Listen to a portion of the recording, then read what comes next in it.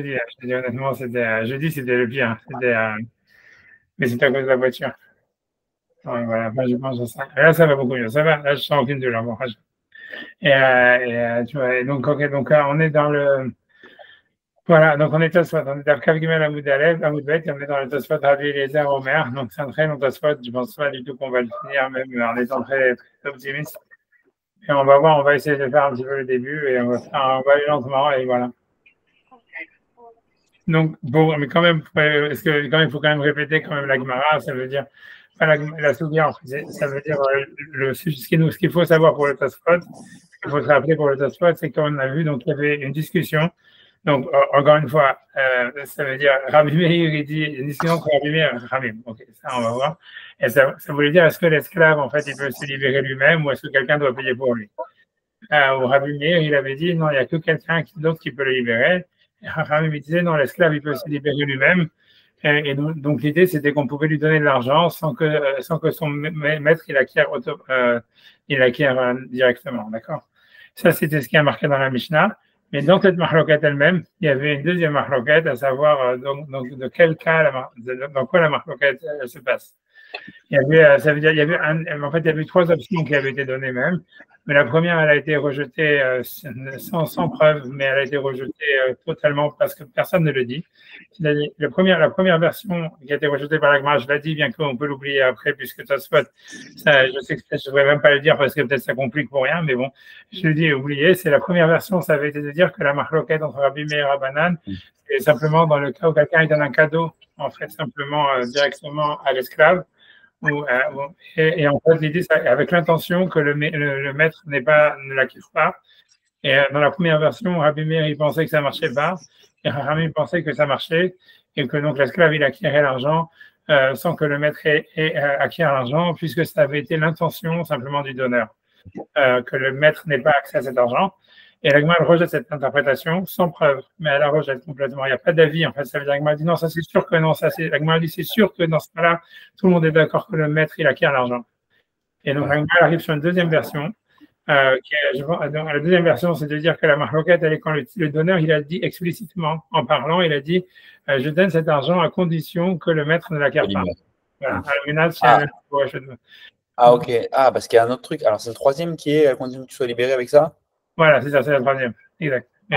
Saute pas les étapes. Bon, non, oui, pas. C'est-à-dire, la première version, c'est qui a été rejetée. C'est pour ça que tu peux l'oublier, la première version. Mais si tu regardes dans la Gemara, tu verras que la première version, c'était que la Gemara pensait à un moment que c'était possible, que Rachamim pense que même si jamais le donneur n'avait pas fait une condition explicite, mais que c'était son intention dans sa tête, ça suffisait pour que le maître il soit exclu de cet argent. Mais la Gemara refuse cette interprétation. Elle dit, à la fin, elle dit non, c'est pas possible. Elle n'a aucune question sur ça, mais elle la refuse. Elle a une avamina et puis elle le refuse. Comme ça, elle change d'avis, quoi. Elle le dit et puis après, elle change d'avis. C'est bizarre dans la Gemara pourquoi elle change d'avis sur ça. En général, quand la Gemara elle pense un truc qui n'est pas logique, elle ne le mentionne même pas. Et si elle pense que elle change d'avis, elle dit pourquoi elle a changé d'avis. Ici, la Gemara ne change pas d'avis. Mais en fait, si tu veux, ça, en fait, je vous dis, ça veut dire, vous pouvez l'oublier, ce point-là, parce que soit il ne va pas parler sur ça. Soit il va parler sur les deux autres options qui vont rester. La première interprétation, je pense, c'était Rav Shechet, c'était Amaraba, Amarav Shechet, je crois, un truc comme ça. C'est Rav Lédion de Rav Shechet qui dit, en fait, la marloquette, elle est, si quelqu'un il donne un cadeau, à condition que le maître n'a pas d'accès sur cet argent. Et donc, dans le cas où le donneur a fait une condition explicite, c'est là où il y a une discussion entre Rachamim me disent que la condition elle est valide et que donc le maître il n'acquiert pas l'argent. Et donc voilà, c'est pour ça que l'esclave est possible à les maîtres. Et Rabbi Meir, il pense que non, la condition elle est invalide parce qu'en fait, dès que l'esclave il acquiert d'une manière concomitante, le maître il acquiert. Et donc la condition qui est mise après, elle est annulée, elle est valide. Ça, c'était la première interprétation de la Gemara. Ça, c'est la vie, je pense, de la tête. Et la deuxième interprétation de la Gemara, je pense, c'est Rabbi Elazar. Rabbi Elazar a dit non, même d'après tout le monde, la condition serait annulée, même si on ne pas. Et la mahlokat, elle est uniquement si jamais, en fait, le type, il a donné l'argent à l'esclave uniquement pour qu'il se libère avec. Et dans ce cas-là, Rabbi Meir, il pense que malgré tout ça, il a donné l'argent. Et que donc l'esclave ne peut pas se libérer avec. Et l'autre avis, je vais mettre dans sa chambre parce qu'il y a un égo bizarre. Ah, il y a du bruit? Ah ouais. Ah, c'est pas grave, si ça ne te dérange pas, parce que tu vois, ça veut dire, ça veut dire.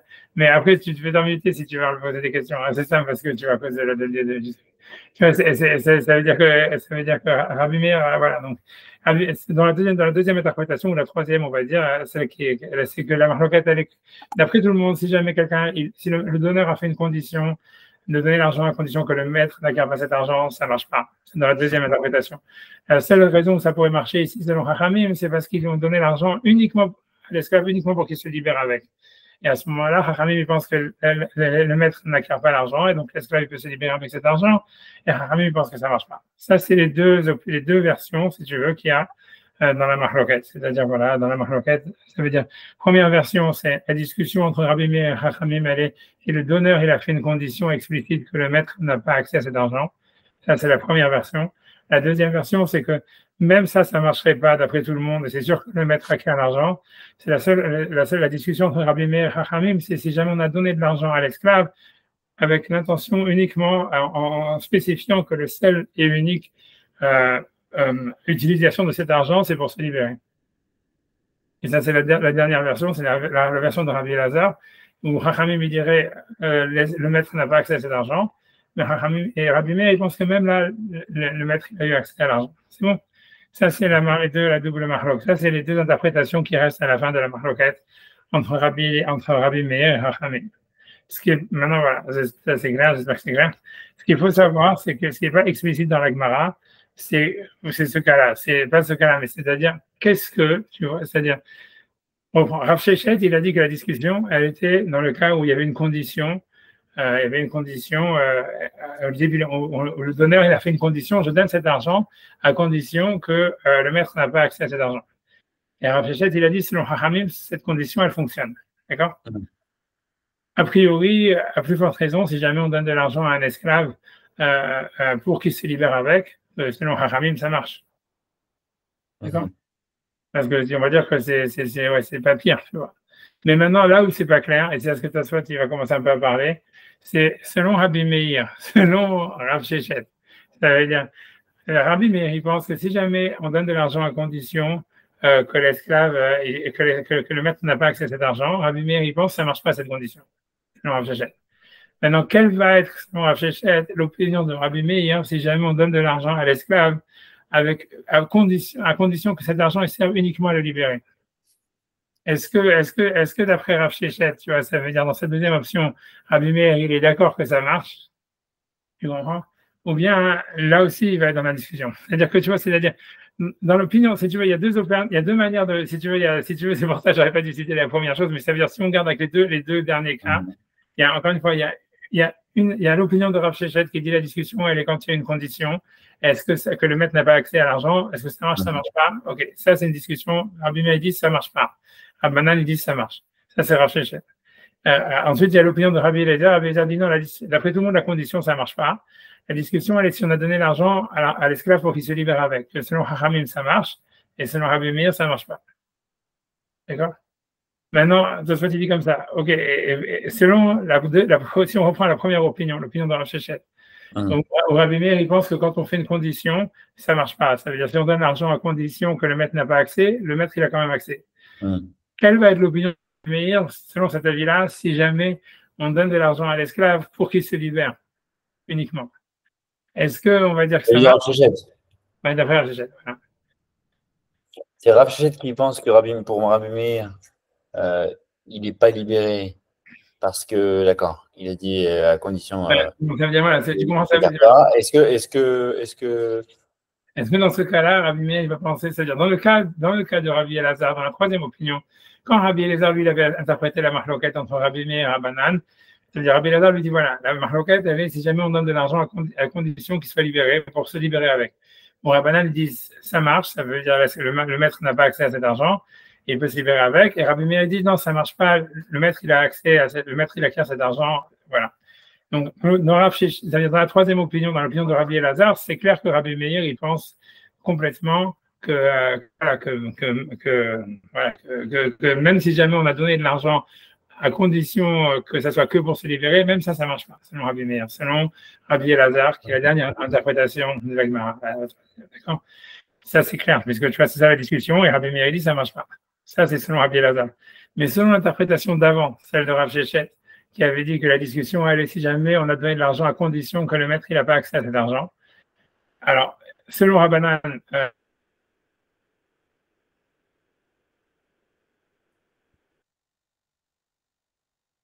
l'argent quoi qu'il arrive, tu vois.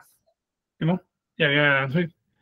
Rabbanan, alors selon Rabbanan, vous avez dit pardon. Et maintenant, tu vois, maintenant, donc selon Rabbanan, c'est clair. A priori, selon Rabbanan, dans la deuxième opinion, Rabbanan, il pense que tu peux faire une condition et dire je donne l'argent à l'esclave à condition que le maître, il n'a pas accès.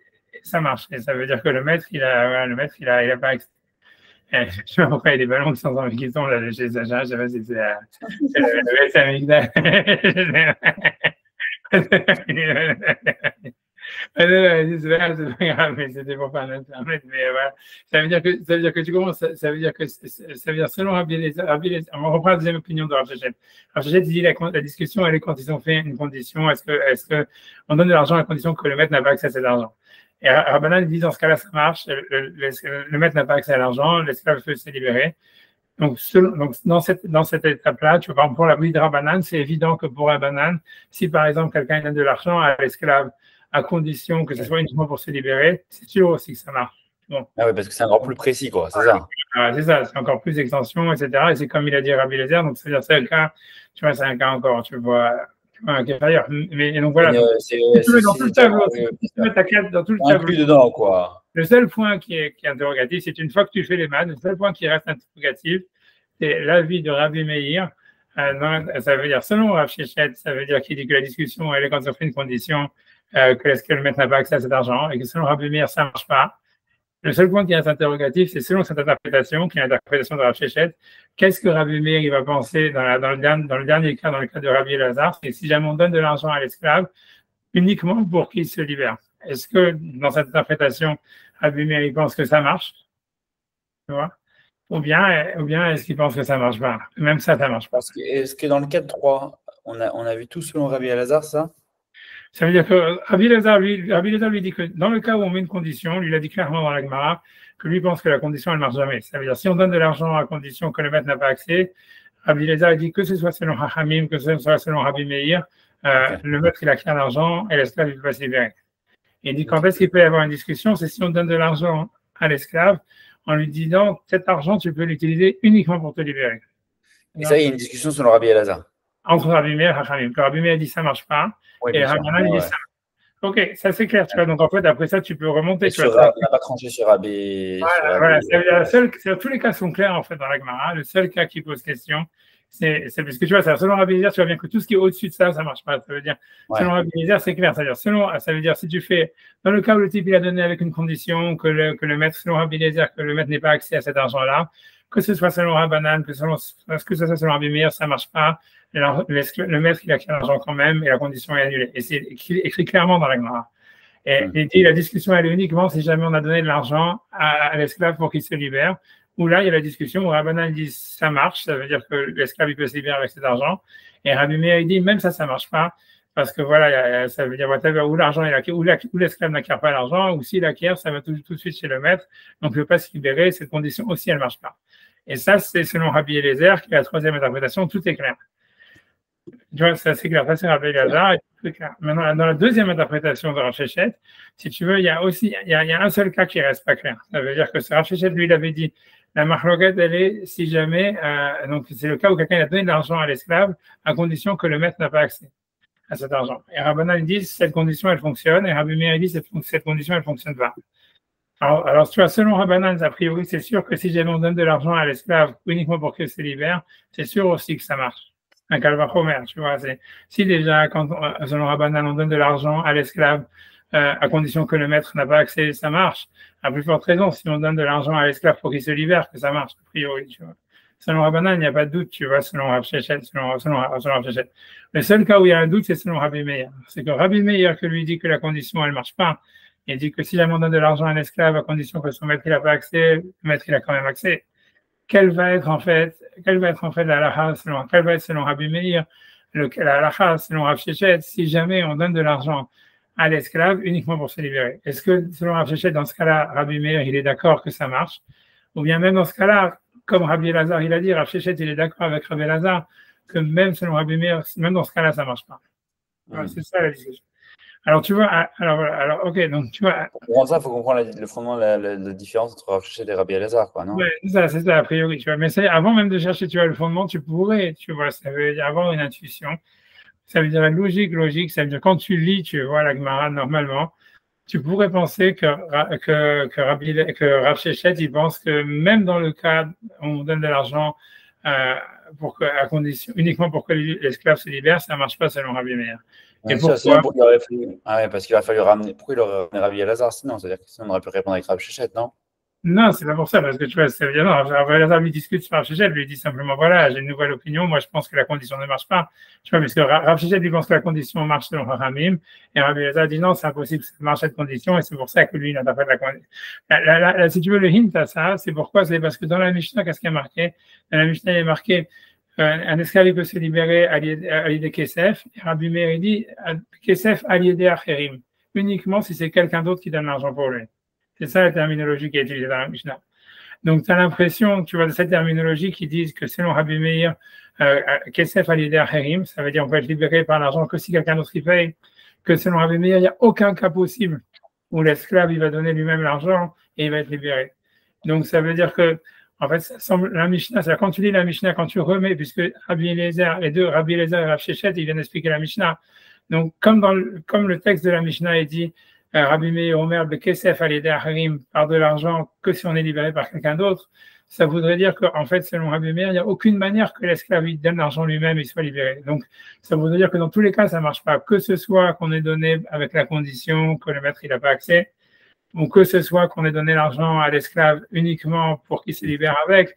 Rabbi Meir, il pense que ça ne marche pas parce qu'il dit que Kesef, c'est uniquement à l'aider. Donc, ça veut dire que normalement, sans Tosfot, ça veut dire, Tosfot, il va revenir sur ça tout à la fin, ça veut dire qu'a priori, quand tu lis la Gemara, tu as l'impression, à cause de cette phrase-là, que, en fait, que ce soit Rabbi Eliezer et Rabbi Rav Shechet, ils viennent expliquer la Mishnah.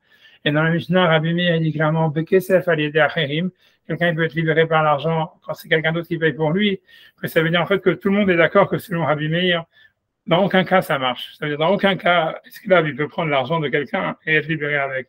Que ce soit dans le cas où on l'a donné à condition que le maître n'a pas accès à l'argent, ça ne marche pas.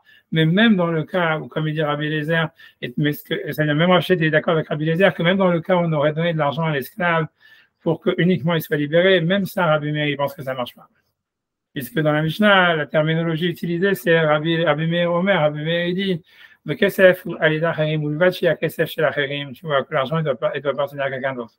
Donc, tu vois, donc ça voudrait dire que ce soit quelqu'un d'autre qui donne l'argent pour lui. Donc, ça voudrait dire que selon Rabbi Meir, a priori, aucune manière pour l'esclave de se libérer lui-même.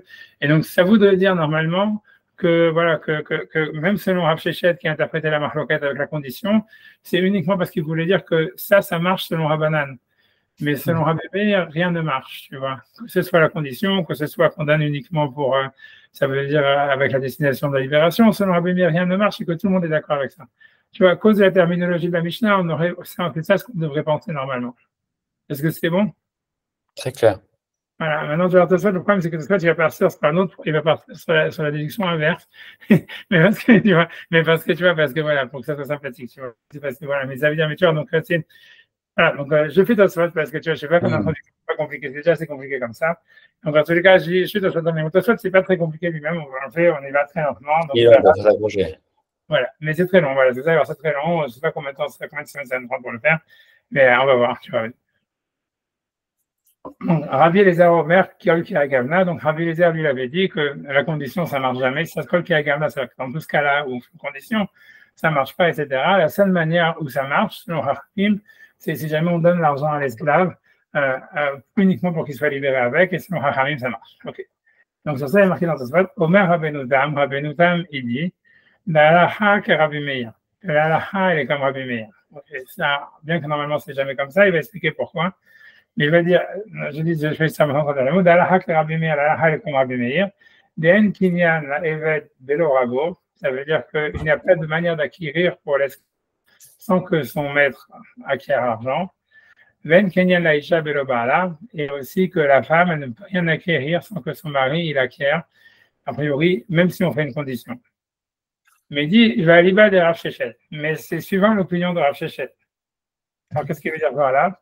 Les moquets Pelukta qui makne les acher, donc qui interprète la discussion entre Rabbi Meir et Chachamim quand c'est quelqu'un d'autre qui donne l'argent soit à la femme, soit à l'esclave, va marler et que le donneur, il a dit explicitement, Almenat Shen le Rabbecha Reshutvo, à condition que le maître n'a pas accès à cet argent.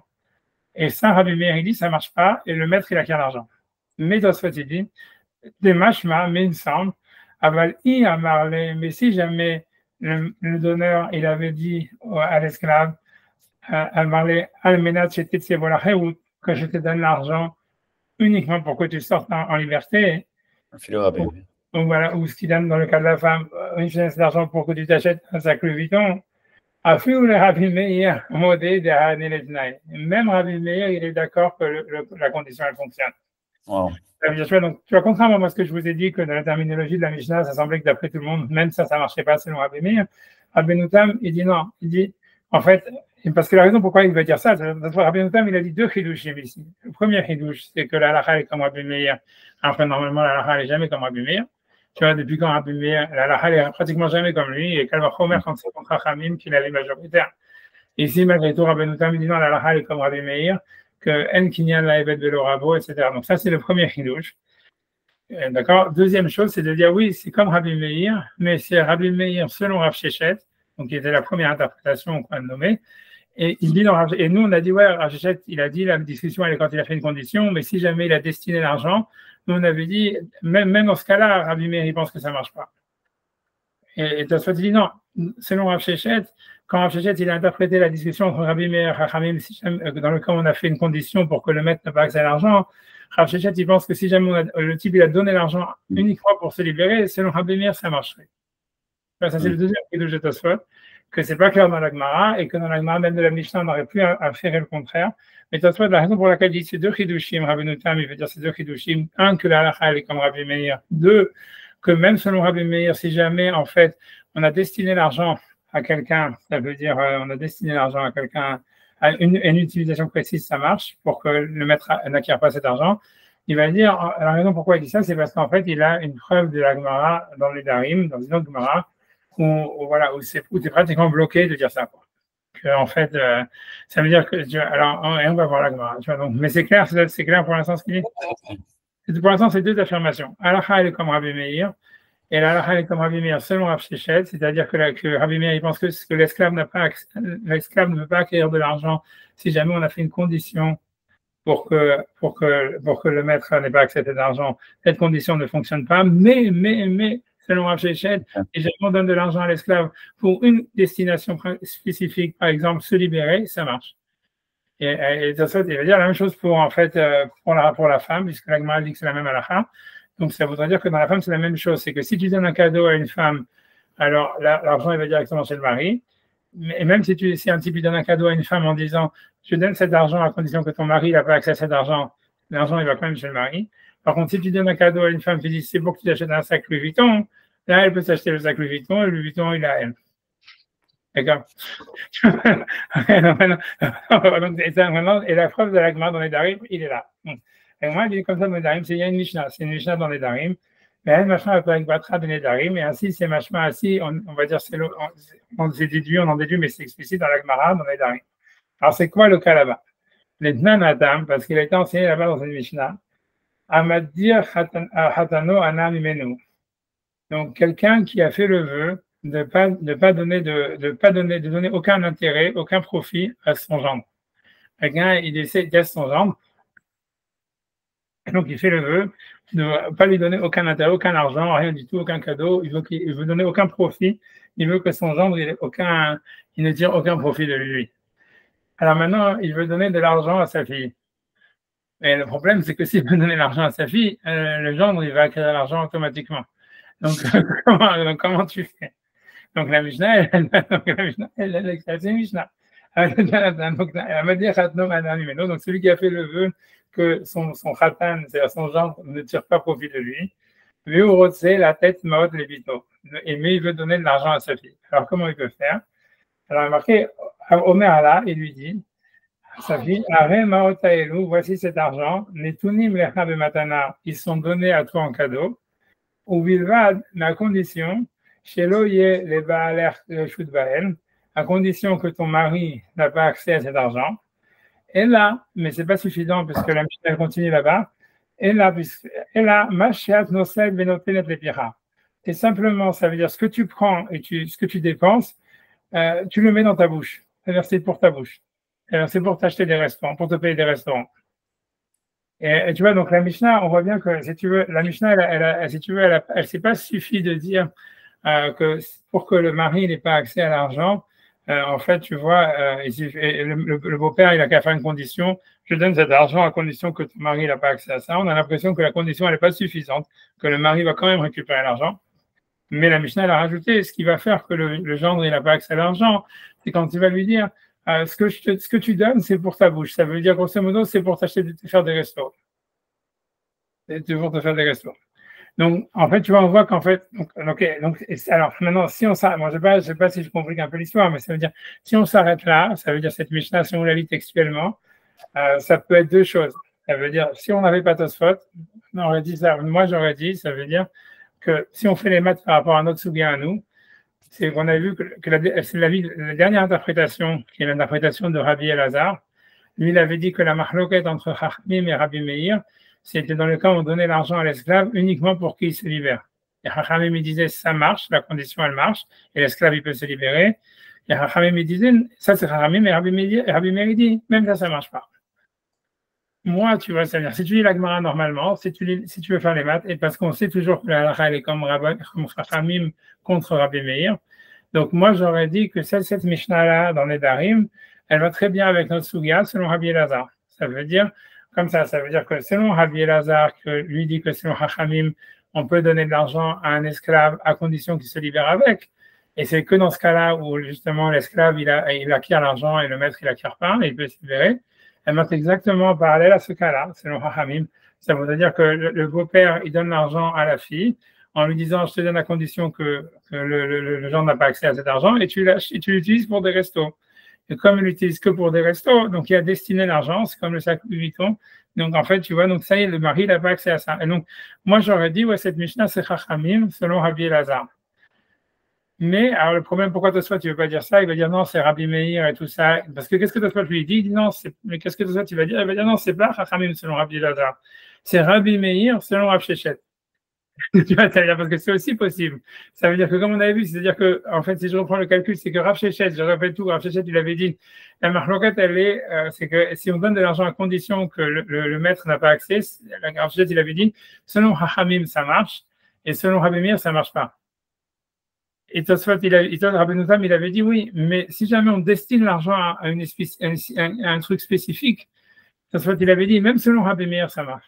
Même selon Rabbi Meir, ça marche. C'est ce qu'on avait dit que nous, dans la Mishnah, on n'avait pas l'impression que c'était comme ça, mais Tosfot, c'était la deuxième affirmation que Rabbi Notam, il avait dit, selon Rabbi Meir, selon Rav Shechet, si jamais on destine l'argent à une utilisation spécifique, même bien que normalement Rabbi Meir il pense que la condition elle marche pas, si on destine l'argent à une destination spécifique, ça marche. Donc ça veut dire, Tosfot lui il va dire que cette Mishnah elle suit l'opinion de Rabbi Meir selon Rav Shechet. Et pourquoi il dit ça? Et c'est à cause de ça qu'il va dire qu'en fait, tu vois, je sais pas, si Valentin il a suivi aussi des dehors, je sais pas exactement. Non, désolé, j'ai dû amener ma fille à. Ok, 2 secondes, attends, je répète. Donc, tu vois, c'est pas très compliqué. C'est-à-dire, tu vois, dans la Mishnah, il y a marqué dans la Mishnah, dans les Darim, il y a marqué comme ça. Si quelqu'un, il a fait le vœu, il a fait le vœu de ne pas donner de l'argent à son beau-père, à son gendre. Un beau-père qui a dit, je veux pas que mon gendre, il ait aucun intérêt de moi, et il veut donner de l'argent à sa fille. Comment est-ce qu'il peut faire? La Mishnah, elle dit, il donne l'argent, quand il donne l'argent, il dit, je donne l'argent à la condition que ton mari, il n'a pas accès à cet argent. Et en plus, cet argent, il est pour toi que pour faire des restaurants. C'est ce que la Mishnah dit. Okay. Donc, ça veut dire que, tu vois, ça veut dire grosso modo que pour bloquer l'accès du gendre, en fait, il faut que non seulement il mette une condition, mais qu'en plus, il destine l'argent à une utilisation spécifique. Alors, moi, j'ai dit, si on s'arrête là, ça veut dire, de toute façon, on s'arrête là. Cette Mishnah, on pourrait l'interpréter selon Chachamim, selon Rabbi Elazar. Ça veut dire, Rabbi Elazar qui avait dit que la discussion dans la Mishnah, c'est si on donne une destination spécifique, je donne de l'argent à l'esclave pour qu'il se libère. Tu vois? Donc, selon ce que selon Chachamim, ça marche, et selon Rabbi Meir, ça marche pas. Donc, tu pourrais dire, voilà, en fait, la Mishnah, elle suit l'opinion de Chachamim qui disent que ça marche. Ça veut dire on peut exclure le maître du don si jamais on donne une destination spécifique à l'argent. Et voilà, et ça, c'est l'opinion de Chachamim. Et Rabbi Meir, selon lui, ça marche pas. Et Rabbi Meir, ok, la Mishnah dans les Darim, elle ne suit pas l'opinion de Rabbi Meir, mais c'est normal parce que nous, on veut que la halakha soit comme Chachamim, pas comme Rabbi Meir, normalement. Mais Tosfot, lui, il va choisir, il va pas prendre cette option. Et on va voir dans la suite de Tosfot, il va expliquer pourquoi il prend pas cette option. Et il dit que non, cette Mishnah, elle suit en fait l'opinion de Rabbi Meir, mais selon Rav Shechet. C'est-à-dire que Tosfot, comme on avait dit dans les deux affirmations que Rabbi Notam, il avait dit d'abord, il avait dit la halakha est comme Rabbi Meir.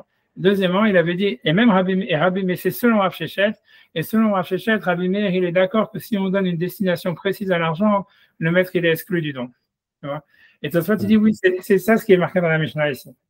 Alors pourquoi il dit ça? C'est parce qu'en fait, c'est marqué clairement dans la Gemara juste après. Ça veut dire donc, ça c'est le cas de la Mishnah. La Mishnah, elle dit comme ça. Donc encore une fois, la Mishnah, elle dit simplement, si quelqu'un il donne de l'argent, il a fait le vœu de pas que son gendre, il tire aucun profit de lui, et il veut donner de l'argent à sa fille, qu'est-ce qu'il fait? Il doit dire, je donne de l'argent à ma fille à condition que le mari n'a pas accès, et en plus que c'est pour qu'elle se fasse des restos. C'est ce que tu lèves et que tu prends et que tu mets dans ta bouche. Ça veut dire que c'est que pour que tu manges. Il veut que ce soit que pour manger, pour acheter de la nourriture. Alors, avec Kamar Allah, donc la Gemara elle-même dans les Darim, elle dit ça. Elle dit qu'est-ce qu'elle va dire? Alors, Kamar Allah Bigmara, Amara, Rav dit, et c'est explicite là-bas dans la Gemara, Lo Shanu, c'est tout ce qu'on a enseigné. Et là, Rav dit d'abord que la Mishnah, elle apprend gros mots. Et là, d'Amar Allah, c'est qu'il faut qu'il lui dise clairement, Matchat nosad venotenet et torpira. C'est uniquement ce que tu prends et que tu mets dans ta bouche que tu acquiers. Ça veut dire qu'il a dit clairement que la fille, elle acquiert la nourriture qu'elle a achetée, je n'en sais rien, qu'au moment où elle le met dans sa bouche. Aval i amar, mais si jamais il lui a simplement dit, là, machetir si t'as assis, si jamais il lui a dit, je te donne cet argent à condition que ton mari n'a pas accès à cet argent, mais tu fais ce que tu veux avec. Rav, il dit clairement, kane yathon baal, ça veut dire le mari, il acquiert cet argent. Parce qu'on a vu, ça veut dire il n'a pas la force, tu vois. Comme on a vu, l'histoire, c'est que c'est une fois, quand tu dis à la femme acquiert cet argent, le mari l'acquiert automatiquement et la condition, elle tombe trop tard, tu vois. Donc, le donneur, il ne peut pas, selon ce qu'on a vu, c'était l'avis de Rabbi Meir chez nous, etc. C'est que tu vois, c'est que le donneur ne peut pas mettre une condition qui exclut le mari parce que, voilà, une fois que la femme, elle a acquis, le mari, il a automatiquement acquis, donc la condition, elle est annulée. Mais par contre, si jamais le donneur, la seule manière que le donneur, il peut exclure le mari, c'est il dit, je te donne cet argent que tu l'acquiers que quand tu le mets dans ta bouche, quoi. Que quand tu l'achètes, quand tu payes le bill du resto ou quand tu payes le bill du grocery store, tu vois, du magasin. Parce qu'à ce moment-là, comme en fait, elle acquiert que quand elle a déjà acheté les fruits, donc c'est ça, donc c'est comme si, comme il a destiné à une utilisation spécifique, ça exclut le mari de cet argent. En tous les cas, Rav, il dit que c'est comme ça qu'il faut expliquer dans la Mishnah et que c'est les mots de la Mishnah, ils sont pas en trop, quoi, grosso modo. Ouais.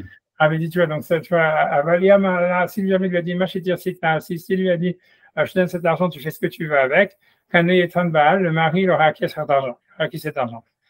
Mais là-bas, dans la Gemara, Shmuel, il discute sur ça. Shmuel Amar, Afilou Amar, Machetir, si Shmuel, lui encore là-bas, il discute, il dit que ce que la Mishnah, il a dit que quand il donne l'argent, il faut qu'il destine l'argent uniquement à la nourriture, par exemple. Shmuel dit non, c'est pas prendre au mot dans la Mishnah. Même si jamais s'il donne l'argent à sa fille à condition que le mari n'a pas accès à l'argent, ça fonctionne. La même discussion un peu qu'on a chez nous, qui est reprise avec différents auteurs, tu vois, où c'est Shmuel qui dit non, le mari, si tu veux, même s'il lui a dit Afilou, donc je prends les mots Shmuel Amar, Shmuel discute sur Rav et il dit Afilou Amar Machetir si, même si jamais il a dit à sa fille, tu fais ce que tu veux, Machetir si, tu fais ce que tu veux, c'est-à-dire tu fais ce que tu veux avec l'argent. Lokane Yatan Baal, lui pense que le mari, il est exclu par la condition du fait qu'il a donné, le père, il a dit, je donne la condition que le mari n'a pas accès à ça, et cette condition, elle fonctionne. Et finalement, mais on sait que donc c'est comme Rabbi Meir, etc. Donc on connaît déjà ces deux avis-là chez nous, avec des différents auteurs. Mais principalement, ce que la Gemara dit là-bas, elle dit, Umasik, la conclusion de la Gemara là-bas, c'est Keman Hazla Hashmata de Rav. Ça veut dire comme qui va cet enseignement de Rav qui a interprété la Mishnah au mot en disant comme quoi il faut destiner l'argent spécifiquement à une utilisation pour exclure le mari. Elle m'a dit que Rabbi Meir, comme Rabbi Meir. Donc, tu vois là-bas, la Gemara dit clairement que c'est l'avis de Rabbi Meir, et donc c'est ça ce qui justifie la double affirmation de Rabbi Notam. C'est que on voit que la Gemara dit au nom de Rav clairement que selon Rabbi Meir, parce qu'elle dit cette Mishnah qui dit que quand le beau-père il veut donner de l'argent à son gendre, à sa fille, sans que pour exclure son gendre, il faut qu'il destine l'argent à une utilisation spécifique. La Gemara dit, Rav il a dit ça selon Rabbi Meir. Alors si on fait les maths avec la Gemara chez nous, la seule manière de dire que ça suit l'opinion de Rabbi Meir, c'est de dire que c'est l'opinion de Rav Shechet. C'est-à-dire que Rabbi Meir il discute chez nous dans le cas où il y a une condition, où simplement le type il a dit je donne l'argent à l'esclave à condition que le maître n'a pas accès, et que Rabbi Meir il pense que ça ne marche pas, c'est l'opinion de Rav Shechet, mais que même Rav Shechet il est d'accord que si jamais par contre, selon Rabbi Meir, on a donné de l'argent à quelqu'un en donnant la destination de cet argent spécifique, même selon Rabbi Meir ça marche. Et si tu veux, c'est expliqué presque dans la Gemara dans les Darim là-bas, puisque la Gemara dit que c'est ça l'enseignement de Rav, que Rav lui ici l'opinion de Rabbi Meir. Elle dit pas Rav, il est comme Rabbanan, par exemple, selon Rabbi Elazar, comme on a pu croire chez nous, que Rabbi Elazar dit clairement, selon Rabbanan, que la seule manière d'exclure le maître, c'est de donner une utilisation spécifique à l'argent. Elle dit non là-bas, elle dit non, Rav, il a dit son enseignement comme Rabbi Meir. Donc ça veut dire que Rav, en fait, il interprète la discussion de Rabbi Meir et Rabbanan dans notre Mishnah à nous, avec l'esclave qui se libère, comme Rav Shechet, c'est-à-dire que la raison pour laquelle ça fonctionne pas selon Rabbi Meir, c'est parce qu'on parle d'un type qui a donné l'argent à l'esclave à condition que le maître n'a pas accès à cet argent et que cette condition elle n'est pas suffisante et donc que le maître il a accès à l'argent et c'est pour ça que ça ne marche pas. Mais si jamais on avait donné l'argent à l'esclave uniquement pour qu'il soit libéré, ça marcherait même selon Rabbi Meir. Et c'est ce que la Gemara dit là-bas. La Gemara dit que cette Mishnah qui parle d'un cas tout à fait similaire du beau-père qui donne de l'argent à sa fille, et Rav il dit ça marche si jamais, on peut exclure le gendre que si jamais on a donné une destination très spécifique à l'argent. Agma dit clairement que Rav dit ça c'est l'opinion de Rabbi Meir. Et que lui, il dit que c'est ça, et lui, il explique la Mishnah comme ça, suivant l'opinion de Rabbi Meir. Donc, il veut dire, en fait, grosso modo, si tu fais les maths par rapport à notre Sugi à nous, ça veut dire que ça peut être que Rabbi Meir selon Rav Shechet. Si on dit que selon Rav Shechet, quand on donne une destination à l'argent, selon Rabbi Meir, ça fonctionne pour exclure soit le maître, soit le mari. Est-ce que c'est clair? Très clair. Ouais. Même si ça paraît être des cas quand même vachement différents. Pourquoi? Parce que en fait, le point où il donne l'argent donné, il est pile au moment. Enfin, il y a quelque chose de spécial dans l'esclave. C'est que c'est le moment où il se libère. Dans le sens où c'est ce qui sert à le faire sortir du reshoot. Donc, c'est à la frontière avec le reshoot. Mais il faut que l'argent soit à lui avant qu'il soit libéré, tu vois. Oui, mais on pourrait très bien dire du fait que c'est l'outil de libération et que ça arrive. Bah, tu veux dire quoi? Tu voudrais dire, même, tu veux dire comme ça, tu veux dire, même si selon Rabbi Meir, par exemple, quelqu'un qui donne de l'argent à une femme à condition qu'elle s'achète un sac Louis Vuitton, alors ça marche. Parce que l'argent, bien que normalement à chaque fois le mari il a acquis l'argent de la femme, ça veut dire la destination spécifique, elle suffit, elle permet d'exclure le mari. Toi, tu dis, d'accord, ça c'est ce qui sort de parce qu'il est déjà dans un contexte de libération, ouais. Mais tu veux dire que chez nous, mais malgré tout, tu veux dire que quoi? Que dans le cas de quelqu'un qui donne de l'argent à un esclave pour qu'il se libère, toi, tu voudrais dire que Rabbi Meir, il pense que ça ne marche pas. Et pourquoi ça ne marcherait pas? Ah, que ça marche. Ouais, dis-donc que ça marche. Ça marche. Non, je suis obligé de dire que ça marche. Je suis obligé que ça marche. Je ne veux pas te dire. Regarde. Tu vois, ça veut dire, a priori, ce que tu as dit, tu vois, ça veut dire, c'est clair. C'est la Gemara là-bas, elle est étonnante parce que moi, ce que je me demande, c'est à Goufa, c'est pourquoi est-ce que Rav, il dit que cette Mishnah, elle est Rabbi Meir, selon, tu vois, Rav Shechet. Bon, Rav, il était avant Rav Shechet, tu vois, mais ça veut dire, il explique cette Mishnah comme Rabbi Meir, en disant que si tu destines l'argent, ça marche. Et pourquoi il n'a pas voulu expliquer justement comme Rabbi Elazar, tu vois? Et explique, si tu as une Mishnah, tu vois, dans les Darim qui dit quelque chose, tu vois, tu vas pas chercher à l'interpréter comme Rabbi Meir, tu vois, ça veut dire pourquoi tu l'interprètes pas comme Rabbanan, qui dit ici que tu vois que l'esclave il peut se libérer avec l'argent qu'on lui donne, et que Rabbanan ils ont dit que ça marche uniquement parce que dans le cas de Rabbi Eliezer, quand on lui a destiné l'argent à une destination précise. C'est pourquoi Rav dit ça, tu vois, pourquoi la Gemara dit ça là-bas. Mais elle le dit, en tout cas, moi je t'ai vérifié, la Gemara le dit, tu vois, maintenant, peu importe, il peut y avoir que Rav, il avait une tradition, que c'était comme ça, tu vois, ça veut dire, il savait que Rabbanan, il pensait qu'une condition, ça marche quoi qu'il arrive, tu vois, donc il avait une tradition que ça, c'était l'opinion de Rabbi Meir, quoi, peu importe. En tout cas, la Gemara dit clairement que Rav, il interprète que ça, c'est l'opinion de Rabbi Meir, Et donc, bien que Shmuel, donc encore une fois, c'est que là-bas, il y a Shmuel qui est divergent, et Shmuel lui dit que la Mishnah n'est pas à prendre au mot, et qu'une condition, même non spécifique, elle permettrait d'exclure le mari. Le fait est qu'on sait que la halakha est comme Rav contre Shmuel. Toujours quand il y a une discussion entre. On avait déjà vu que quand il y a une discussion entre Rav et Shmuel sur quelque chose qui est voilà, permis ou interdit, la halakha elle est comme Rav. Et quand c'est une halakha qui dépend de l'argent, la halakha elle est comme Shmuel. Alors je vais me dire ici, c'est une halakha qui dépend de l'argent, comme ça il va dire, mais ils ont dit non, comme c'est une halakha qui est dans les vœux, alors c'est une halakha qui dépend de l'interdit, du permis, pas de l'argent. Et l'argent, c'est que quelque chose qui découle du vœu. Donc c'est pour ça que tu vois que tu veux dire que la halakha est comme Rav. Mais tu vois, mais ce que ça veut dire, voilà. Donc, en tout cas, et donc, si tu veux, je finis si tu veux dans les mots de Tosfot, parce qu'il va finir de dire ça tout ça explicitement, mais ce qui se passe tout simplement, c'est que Tosfot, ça va ça le suivi de Tosfot, c'est que Tosfot, il dit, voilà, dans la Gemara, dans les Darim, on a vraiment l'impression de deux choses. Premièrement, la halakha est comme Rabbi Meir, que, donc, on ne peut pas faire acquérir à l'esclave quelque chose. Ça veut dire, si on suit l'opinion de Rav et la halakha est comme Rav, ça veut dire qu'on peut pas donner, si on donne de l'argent à un esclave à condition que son maître n'a pas accès, le maître, il a quand même accès. Mais que même Rabbi Meir, il est d'accord que si on spécifie l'argent en disant je donne cet argent que pour que tu sois libéré, ou si tu donnes l'argent à une femme uniquement pour t'acheter un sac buton, même Rabbi Meir, il est d'accord que ça marche et ça serait ça la halakha. C'est ce que ça se fait. C'est ce qui sort sur le Tosfot. Et tu vois, parce qu'on. Et donc maintenant, dans la suite, il va simplement expliquer que tu vois que la halakha est comme Rav, parce que parce que c'est pas considéré comme une question d'argent, c'est considéré comme une question de permission et interdit. Alors, je continue, sauf si vous voulez que je reprenne dans les mots, si vous voulez, je ne sais pas. Ça va? C'est vous qui dites. Je viens avec plaisir pour les mots. Je veux reprendre. D'accord. Ouais, je viens. Je vais à partir de vous. Vechen Mashma de Perek Bat Hadin et Darim. Vechen Mashma. Je vais reprendre depuis le début. Hein. Non, enfin, moi, je sais pas, ça, moi, c'est plutôt à partir de Darim, quoi, je viens. Alors, je reprends. Vechen Mashma, donc, parce que moi, je suis en train de lire un Tosfot Métifta, quoi, super gros, donc, je ne sais pas où c'est dans un Tosfot normal, quoi, je vais sur une page normale. Mais bon, donc, je ne vais pas vous dire où c'est normal, je peux regarder. Bon, j'espère que vous savez où c'est. Vechen Mashma, donc, je reprends. Vous savez où c'est? Ouais, je vais quand même dire où c'est.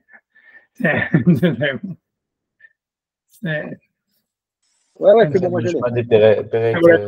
Voilà. Alors, Vechen Mashma 6, il semble, donc la halakha est comme Rabbi Meir et que même selon Rabbi Meir, une destination spécifique de l'argent fonctionne pour exclure le maître ou le mari. Donc, Vechen Mashma, Beperek Batra Dendarim, c'est ainsi que c'est Mashma dans le dernier chapitre de Dendarim. De Tnan Hatam, puisqu'il a été enseigné là-bas dans la Mishnah. Tnan Hatam, c'est une Mishnah. Hatam, là-bas, il a été enseigné dans la Mishnah. Amadir Chotno Hana Mimenu. Amadir, c'est celui qui fait un vœu, mais qui fait le vœu sur l'autre. Ça veut dire qu'il met comme un vœu sur son Chotno, c'est son gendre. Hana, qu'il tire profit, Mimenu de lui. Donc, il fait le vœu que son gendre n'ait aucun profit de lui. Ça, c'est le cas. Vehu Rotse, et il veut la tête Maot, donner de l'argent, les bito à sa fille.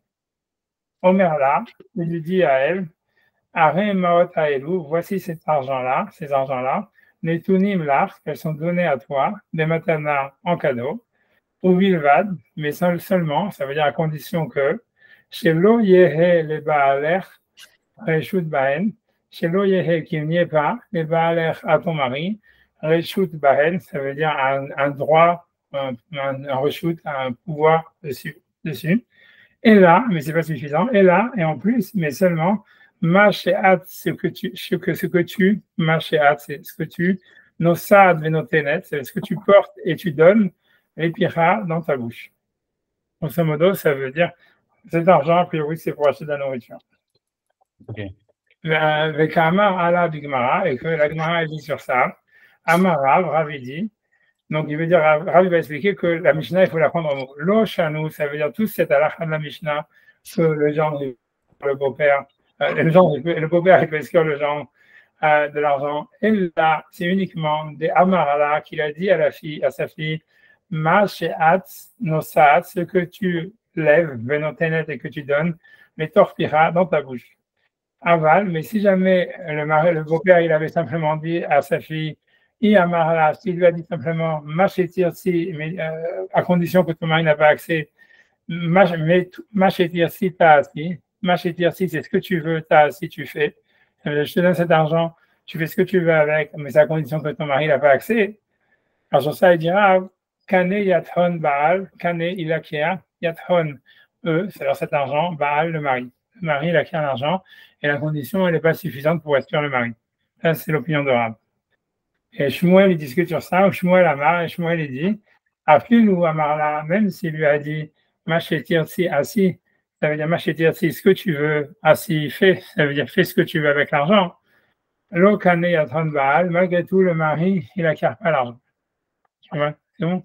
Ça veut dire, voilà. Et donc, Shmuel dit que ça suffit de dire je donne cet argent à condition que le mari n'a pas accès à cet argent, même s'il lui a dit même s'il lui a dit tu fais ce que tu veux avec l'argent, le Baal n'acquiert pas cet argent.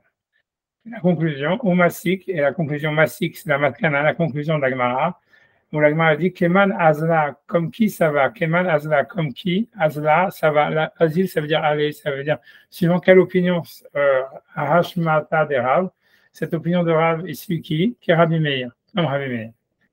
Et ensuite, donc, tu vois, donc tout ça, ça prouve, donc je ne refais pas tout le calcul, j'espère que c'est clair, tu vois, ça fait dans les mots, c'est bon? C'est Rabbi Meir. Et maintenant, tu dis Kaimalan, et on sait que la halakha Kaimalan, ça veut dire on sait que la halakha Kaima, on tient pour nous, c'est-à-dire on sait que il cheta kevate des Rav et souré, que la halakha elle est toujours comme Rav dans les lois de permis et d'interdit. Alors maintenant, il dit qui te dit que cette histoire-là c'est une loi de permis et d'interdit, c'est une histoire d'argent ici. Ça veut dire est-ce que le mari il acquiert l'argent, il acquiert pas l'argent. Et dans les lois d'argent, on a vu que la halakha est comme Shmuel. Alors Tosfot il dit non, il dit et bien que les Pligenami, ça veut dire qu'ils discutent aussi les Nyan Mamon en ce qui concerne l'argent. Et on sait que dans les sujets d'argent, la halakha est comme Shmuel. Il dit Mikol Makom. Il dit non, pourquoi la halakha est comme Rav? Mikol Makom, de toutes les manières, les Nyan Issoua et Chil. Ça veut dire la question, elle se pose au niveau du Issour. Ça veut dire que même s'il y a une implication d'argent dans cette question, à savoir est-ce que le mari acquiert l'argent ou il n'acquiert pas l'argent, la Mishnah, elle n'a pas demandé, comme ça dit, si la Gemara elle avait apporté cette question en disant, voilà, quelqu'un qui donne de l'argent à sa belle-fille à condition que son mari il n'a pas accès à cet argent, est-ce qu'il a accès ou pas? Alors ça, tu pourrais dire, et qu'on te dit, Rav, il dit, non, le mari il acquiert l'argent, et Shmuel il dit, non, le mari il n'acquiert pas l'argent. Alors tu aurais dit, c'est une discussion d'argent. Et la halakha, elle est comme Shmuel. Mais comme il dit que la Gemara n'a pas posé la question comme ça, elle a dit non, c'est quelqu'un qui a fait le vœu. La Mishnah, elle ne dit pas, elle a ramené ça comme une question d'interdit. C'est un type, un beau-père, il a fait le vœu de ne pas donner de l'argent. Il ne veut pas que son gendre il profite de son argent, de lui. Et maintenant, il veut donner de l'argent à sa fille. Donc, comment est-ce qu'il fait pour lui donner de l'argent? Donc, on voit que ce n'est pas une question. La Gemara, elle n'a pas posé. La Mishnah, elle n'a pas ramené ça comme une question d'argent, à savoir qui reçoit l'argent entre la fille et le gendre. Mais la Gemara a posé une question, comment le père il peut faire pour donner de l'argent à sa fille, que c'est pas une question d'argent, c'est une question comment est-ce que ça peut être permis de donner de l'argent à sa fille?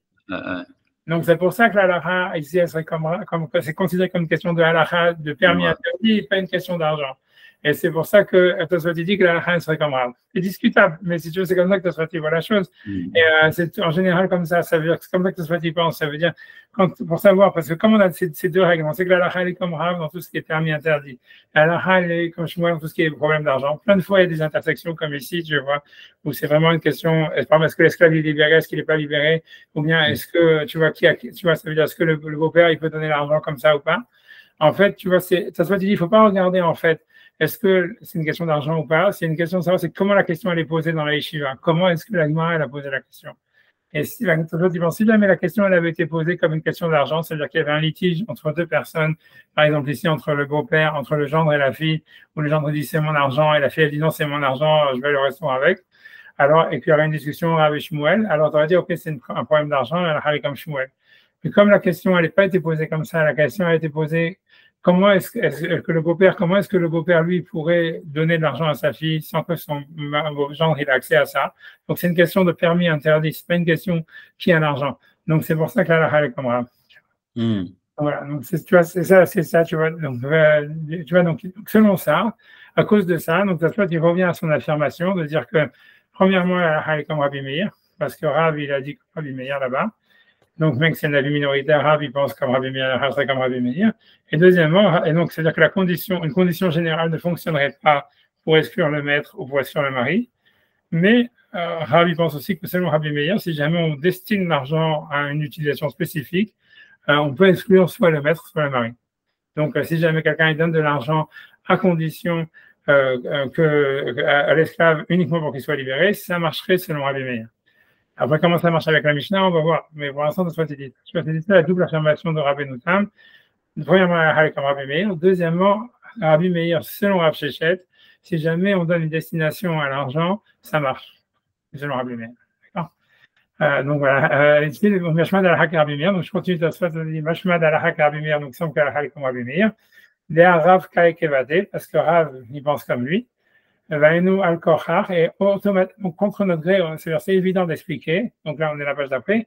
Aliba de Rav Shechet. C'est comme Rav Shechet, puisque c'est uniquement selon Rav Shechet que si on donne une destination à l'argent, que ça pourrait marcher selon Rabbi Meir. Puisque Rabbi Eliezer, il avait clairement dit que même ça marchait pas selon Rabbi Meir. Rabbi Eliezer, il avait dit la discussion, elle est que quand on donne une discussion. On a donné une destination spécifique à l'argent. Et dans ce cas-là, Rabbanan, ils disent que ça marche, et Rabbi Meir, il pense que ça marche pas. Donc, ça veut dire que, donc, selon Rabbi Meir, ça marchait pas clairement si jamais on donnait une destination, même si on donnait une destination spécifique à l'argent, qu'elle va remettre avec une condition. Et selon Rabbi Eliezer, la Mishnah dans les Darim, elle suit l'opinion de Chachamim, tu vois.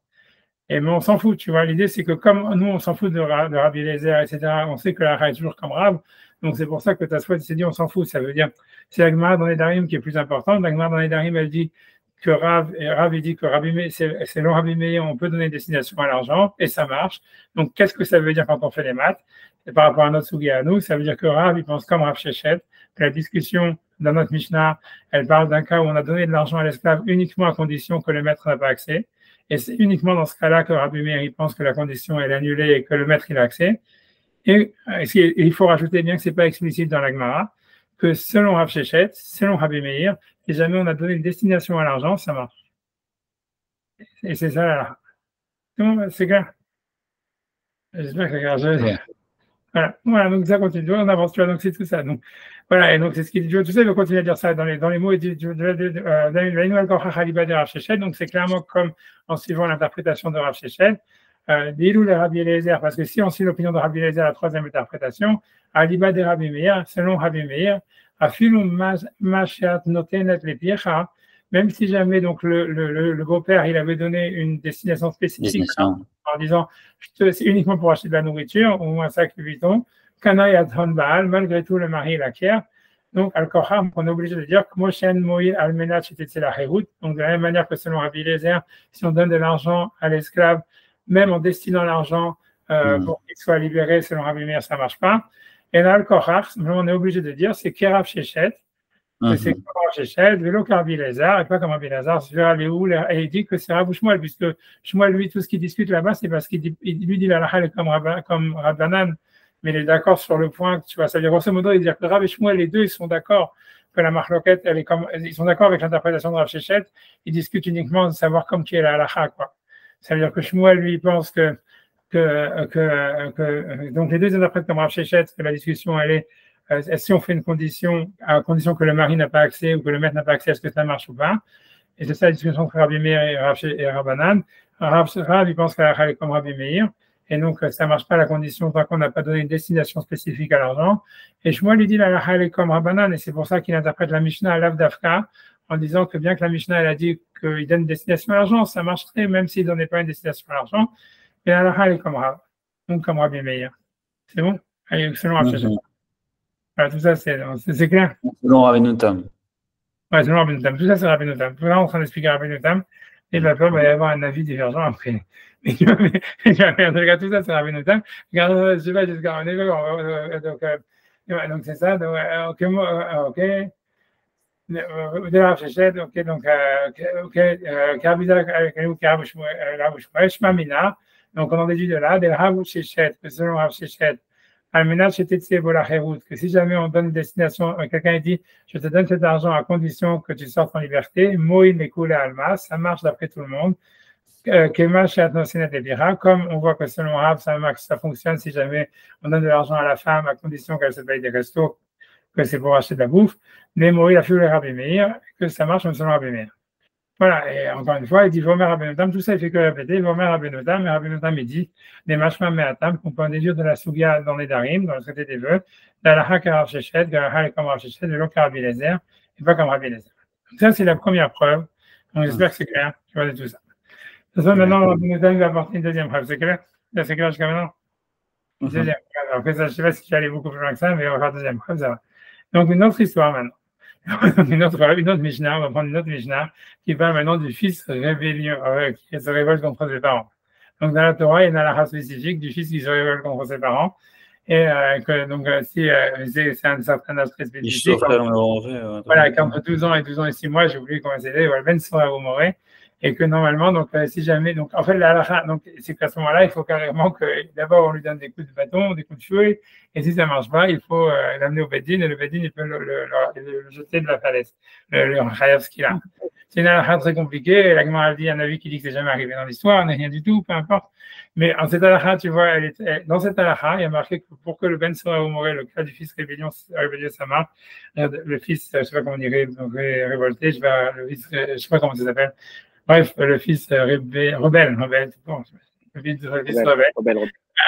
En tous les cas, donc en fait, c'est qu'il y a marqué qu'il ne faut pas qu'il écoute son père et sa mère. Et en fait, à part ça, il faut donc l'idée, c'est qu'il faut qu'il. d'une seule voix, non, c'est ça? Ouais, c'est Ben Sora ou Moré. Ouais, et non, Shomea Bekol Aviv Bekol Imo, Veisro Oto Velo Ishma Alehem. Ça veut dire, ouais. Et là-bas, il y a marqué en fait que pour que Ben Sora ou Moré soit Hayav Mita, il faut qu'il vole de l'argent à ses parents. Et qu'il achète avec ça de la viande et du vin. C'est ça, il n'y a pas encore d'histoire, je dis après. Bon. Mais en tout cas, la question d'Agmara, c'est de dire, c'est comment est-ce que le fils rebelle, il peut voler de l'argent à sa mère, puisque tout ce que sa mère a, ça appartient à son père. Donc, il ne peut pas voler sa mère.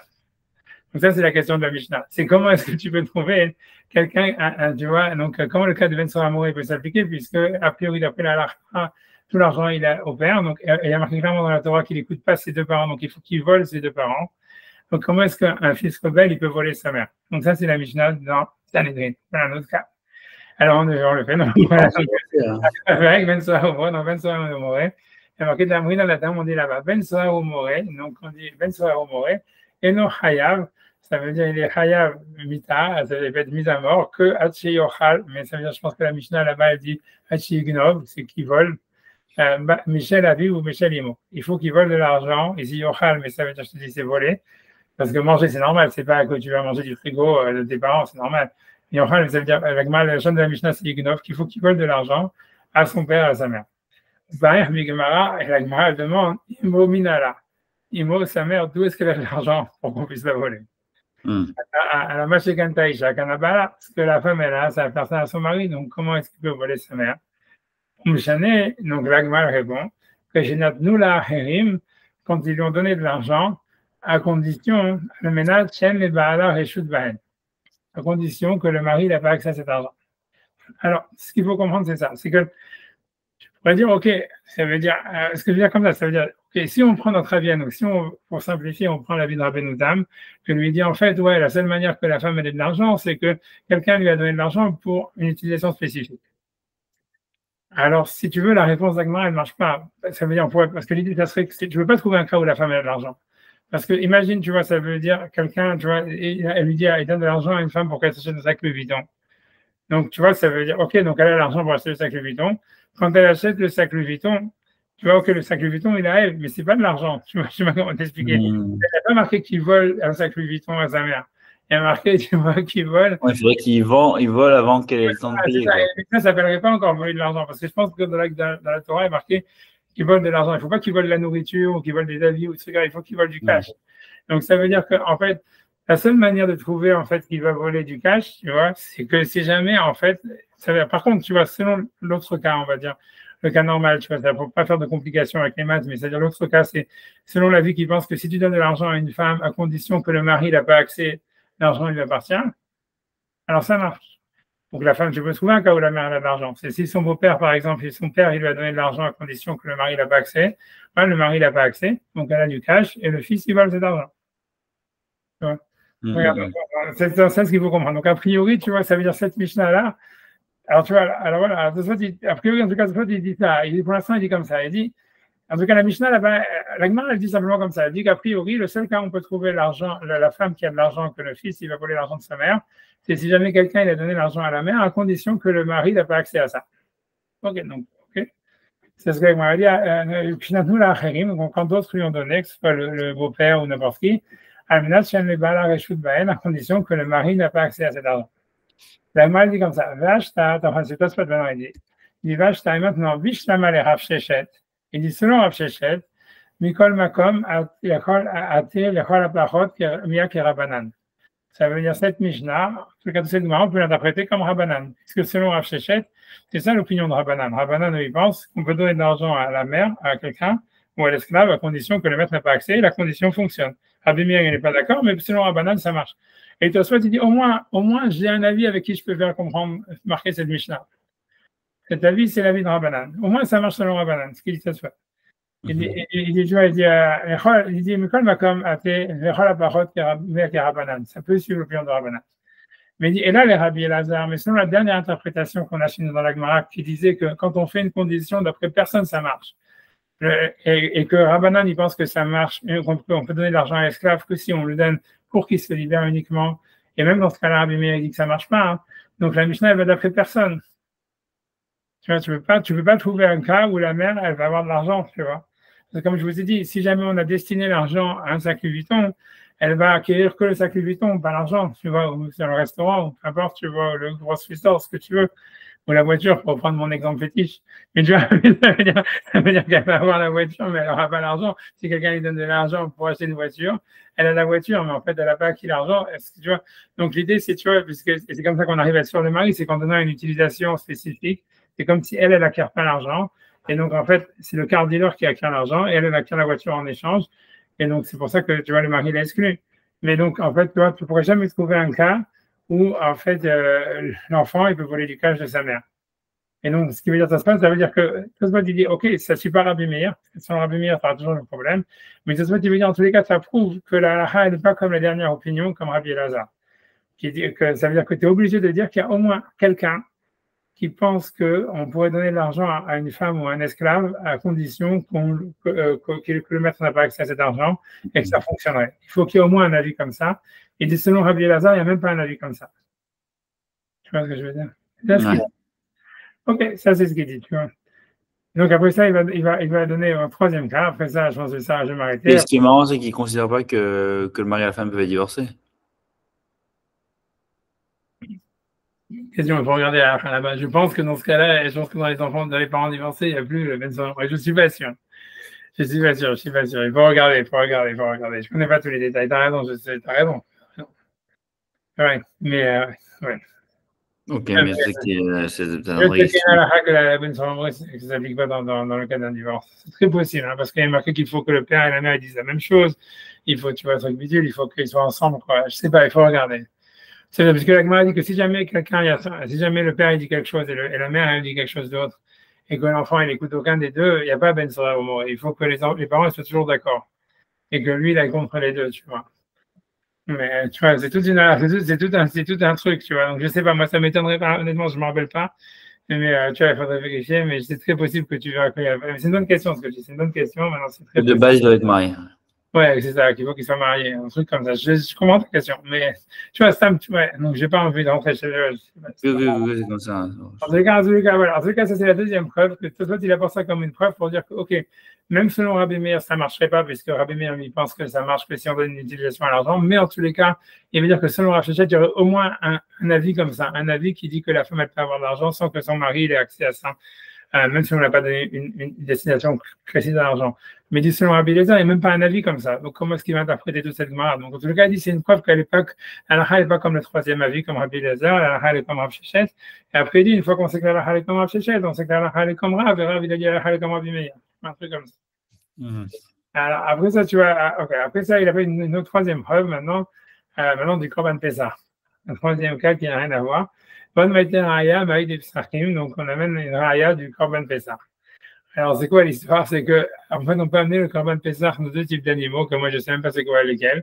Ça veut dire, il y en a qui s'appelle un guédi, c'est un talé. Donc, je crois qu'il y en a un, c'est un mouton, et l'autre, je ne sais pas, c'est un agneau. Je ne sais pas s'il y a une différence entre les deux. Mais je ne sais pas, en tout cas. Talé, c'est agneau. Je sais pas, il y a deux, je pense que c'est un. Honnêtement, je ne me rappelle même plus. Ah, Guédi, c'est. Mais non, mais Guédi, c'est comme. Cantalé à Guédi, tu vois, je ne sais pas c'est Et quoi. Guédi, c'est comme. Je suis sûr qu'il y a Dans le l'agneau. désert, grave. Parce que je sais qu'on est l'agneau pascal, c'est sûr qu'il y a l'agneau. Un des deux, c'est l'agneau, mais il y a un autre animal qui n'est pas de Non, la qui est dans le. Comment on appelle ça dans le désert? Les gazelles. Non, attends. J'ai un livre où il y avait les photos, tu vois, mais je ne me rappelle même plus, tu vois. Mais je sais, en fait, tu vois qu'il y a. Je crois que ça ne peut pas être un veau, donc ça, c'est pas du bœuf.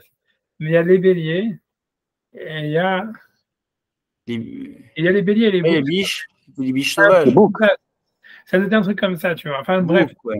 Ah, tu veux que je regarde? Tu veux qu'on regarde? Ah, bouc, ouais. Ah, tu veux regarder, c'est quoi? Guédi étalé, t'as qu'à regarder, tu fais Google Translate, tu fais Guédi étalé, tu vas voir. Guédi, c'est ça, Nguédi, c'est là où il y a les. Ah, mais qu'est-ce que c'est la traduction du mot Guédi? On est vrai. C'est les gazelles, quoi. C'est. Non, Guédi, c'est autre chose. Pas gazelles, mais c'est je sais pas, c'est des sortes de biches du désert. Regarde. Attends, je vais Guédi. Regarde, vous avez plus vite que moi. Moi, je pense, attention, je vais English. Attendez. Ah, pourquoi ça marche pas? Bah.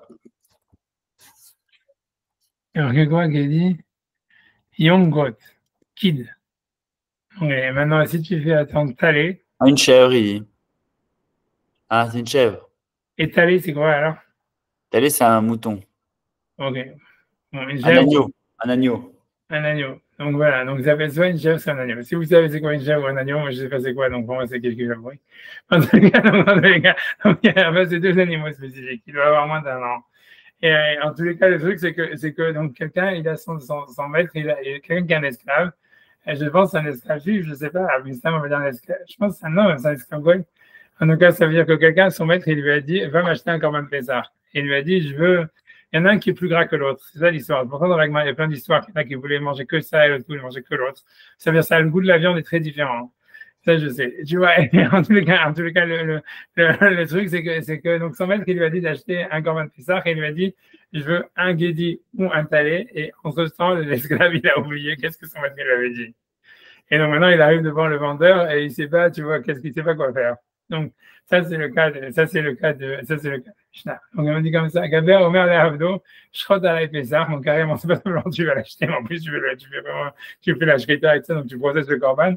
Donc, Meshachar, Mamar, le Ravo. Et il se rappelle plus si son maître, il avait dit qu'il voulait un guédi ou un talé. Et donc, maintenant, donc, quelle est la suite de l'histoire? Donc, il doit aller, non, c'est bon, qu'est-ce qu'il doit dire? Il doit aller, c'est grave, c'est toi, tu ne pas la suite de l'histoire. Donc, c'est quoi? Qu'est-ce qui se passe? Ah, donc, il doit aller voir, il doit aller voir le propriétaire des animaux, le vendeur d'animal, et lui dit, si jamais mon maître, il a dit, je sais plus, une chèvre, alors, j'achète la chèvre pour lui, et je fais la shrita pour lui, et l'agneau, c'est pour moi. Et je fais la shrita de l'agneau pour moi. Et si jamais mon maître, il a dit un agneau, alors j'achète l'agneau pour lui, et je fais la chèvre pour moi. Et c'est ce que la Mishnah dit, qu'il peut faire, tu vois, il peut faire une condition avec le vendeur d'animaux, comme ça il achète les deux, il fait la shrita des deux, il peut faire une condition, comme celui qui est pour son maître, il dit c'est pour son maître, il fait la condition, si c'est pour mon maître, c'est pour moi, et vice-versa. Et comme ça, quand il arrive devant son maître, il a deux korban Pessah qui ont eu la shrita, et le maître il choisit lequel il veut, lui prend l'autre. C'est ce que la Mishnah dit, tu vois, c'est ça ce que la Mishnah dit. Et donc la Gemara dit, comment ça veut dire, donc ça veut dire l'idée c'est, ok, et donc maintenant, ok, donc ça veut dire, la Gemara dit comme ça, sur ça, la Gemara demande sur ça, elle dit, Maman le Rabo, par Bigmara, Mashikana et Kana Rabo. Elle m'a dit à quoi ça sert de faire cette condition? De toutes les manières, ce que l'esclave il acquiert, le maître il acquiert. Donc il se trouve que les deux, si tu veux, les deux animaux, ils vont être au maître à la fin. Parce que je pense qu'il y a un interdit en fait dans le Korban Pessah en fait de pas le manger une fois que tu as fait le shkita. C'est pour ça que la Mishnah dit de faire cette condition. C'est parce que tu peux pas faire des Korban Pessah en disant je m'en fous, j'ai plein d'argent, j'en fais 10 et je mangerai le meilleur. Tu n'as pas le droit de faire ça. Tu dois laisser, tu dois avoir aucun reste. Non. Tu dois essayer de pas avoir aucun reste. Donc c'est pour ça il faut qu'il y ait au moins un, tu vas approprier un qui va le manger quoi. Il faut qu'il y ait au moins que tu sais qui va le manger. Donc l'idée c'est pour ça qu'il doit faire cette condition. Mais la Gemara elle dit en tous les cas, elle pose la question, bien que je ne sais pas si c'est vraiment. En tout cas, la Gemara elle pose la question, elle dit a priori comment il peut faire cette condition avec le vendeur.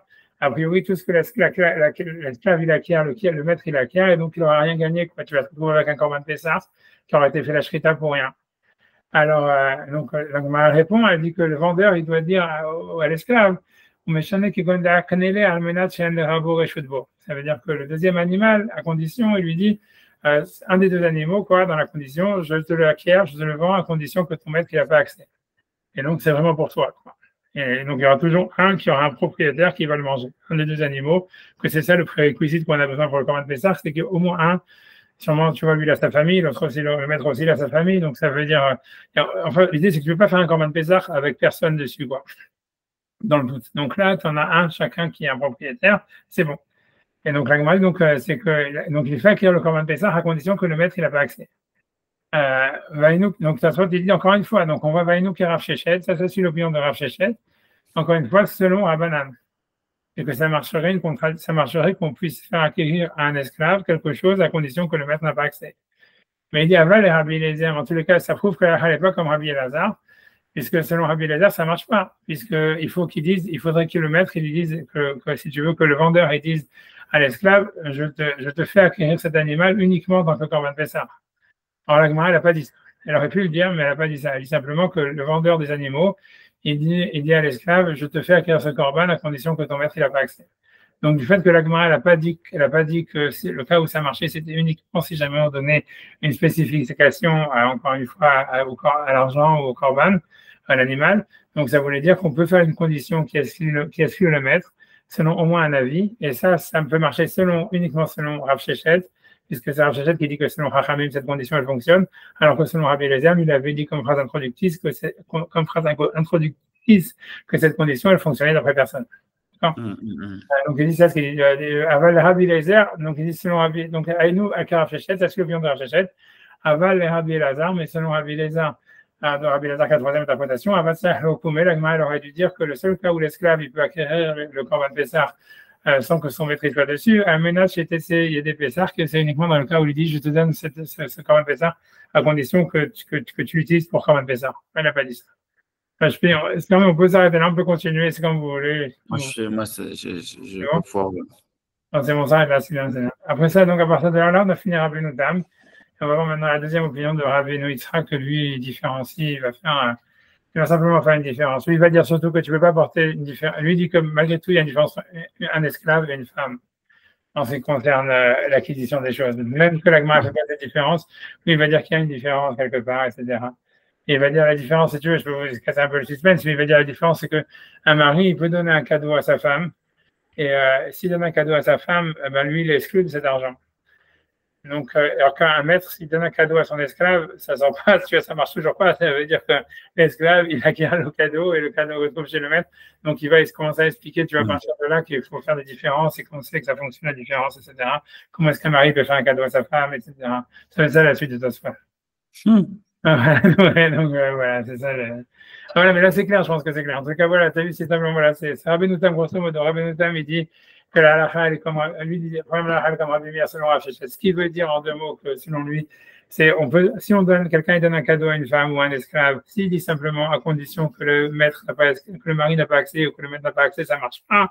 Mais si on donne une spécification, une destination spécifique à l'argent, alors là, ça marcherait. Et selon lui, c'est selon Rabbi, ça veut dire que ça pourrait être dans les maths, ça pourrait être comme Rabbi Elazar selon Chachamim, ou comme Rabbi Meir selon Rav Shechet, mais il apporte plein de preuves de la Gemara en fait, qui ne suivent pas l'opinion de Rabbi Elazar. C'est-à-dire qu'il y aurait au moins une opinion qui pense qu'une condition générique, ça fonctionne. Et à cause de ça, il dit non, en fait, ça veut dire que puisque la halakha est comme ça, la raison pour laquelle la halakha est comme ça, c'est parce qu'on suit comme Rav Shechet, et on suit la halakha comme Rabbi Meir. Voilà, c'est ce qu'il dit ce soir. Mais voilà, qu'il y aurait au moins un avis qui pense qu'une condition générique, ça fonctionne.